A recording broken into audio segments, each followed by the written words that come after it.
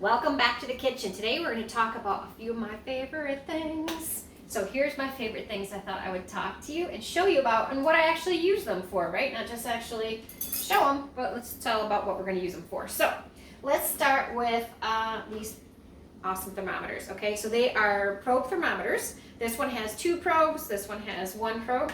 Here they are. We use them for the smoker, we use them for roasting chicken or any kind of meat inside the house. I also use them for checking cheese temperature because I'm always making cheese and you gotta have a certain temperature for certain kinds of cheeses. So I use those a lot. This is also a cheese scooper, curd scooper, but I also use it for lots of other things. I use it to flip the bagels. It drains the bagels really good when I'm making them. My husband uses it for scooping off the foam for maple syrup.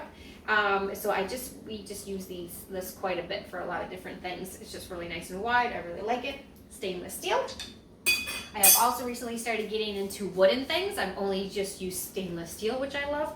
But I bought this from Azure Standard. It was $2.50 or something. It was really cheap. I don't know. Wooden spoon. It works really good. Oh, I love it.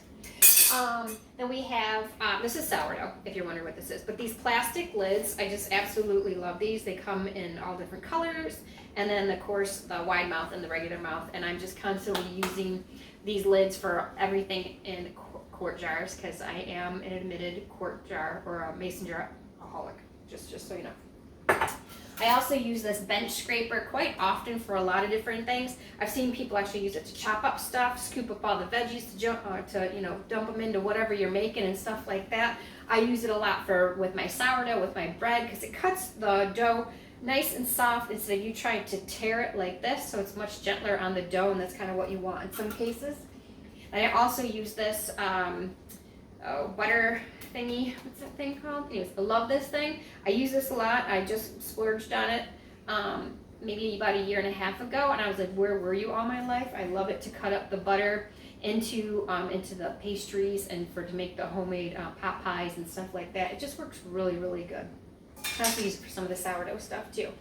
My immersion blender, it comes in 2 pieces like this. You plug it in. This is a Cuisinart. I would also get a KitchenAid brand if this was to fail on me. But I use this a lot. I use it for, I actually use it for making soap, but not everyone is doing that, and it's a different one than this. But I also use it for blending up soups, because when I grab a bunch of weird, random, healthy ingredients and throw it in a crock pot, I can then hide it from the kids by blending it up. Trick on there. So that's a good one. And then I also love these stainless steel bowls. They come in many different sizes in one set, good price. They have the rubber grip on the bottom here, so they help stay on the counter when you're really mixing stuff up. And then they're stainless steel. I don't mind it if they get hot from washing it in the sink or anything like that. And the plastic, I always feel like is leaching things, so I really, really stay away from anything plastic unless I have to. A good strainer is essential. This is a fine mesh strainer, which is I just can use it for many more things than I could like a normal strainer with the bigger holes and stuff like that. So I have 2 of these. I don't even have the other kind. I use this for holding cheese curds because it's that small. It does great for angel hair pasta, and I just kind of use it for everything. Anything I need to be strained, I do that. I also have a coffee and spice grinder. I have 2 different ones. I have a designated coffee grinder because coffee stains. The beans just do that. And the reason why we grind up our own beans is that we only buy organic beans because they don't have pesticides on them, which is fabulous. And because I use those grounds after I've already drank the coffee from it, I use those grounds. That goes into my compost. That way there's no pesticides going right into my garden. So this way it helps with the cost. If I buy whole beans and I grind them, it helps with that cost of organic coffee. And I also use this one is a great one for chopping up spices. It is so good. It can chop up like cinnamon sticks and stuff like that and make it into a fine powder. This one's got a 4 blade in it. It also come with one that had two blades in it too. So you didn't need it as fine. So I love that. So and this is just what we store our coffee in. The next thing here are these USA pans. I actually am making some breadcrumbs on here. This is just some bread that was getting a little questionable, so you go ahead and toast them up. Then I'm going to use my food processor. It's a KitchenAid food processor. That's something else that I love. and I'll grind it up and make that into breadcrumbs, and then we'll use them for, you know, making chicken nuggets or breading fish or stuff like that. But these pans right here are USA pans. I just am really enjoying them, and it's really hard to find a non-stick pan that isn't coated in Teflon, and these aren't. I think they're coated in silicone. It's still not my favorite thing. I don't trust it. There's not a lot of research out on the silicone yet, but for pan, sometimes I have to compromise, right? Can't do everything, right? Then over here is a 10-quart crock pot. And I say go big or go home. I have a couple of these. I have a couple of the smaller ones.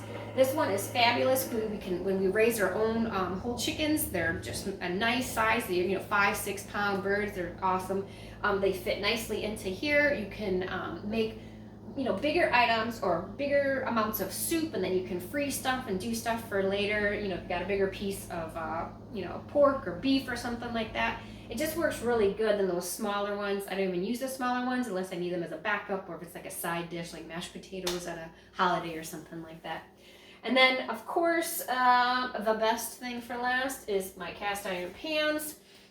These two are always sitting out with me all the time on the stove top. Use them constantly. I mean, they have a nice shine. We're cooking bacon in them all the time. We're using lard to fry up, well, not really fry, but saute anything.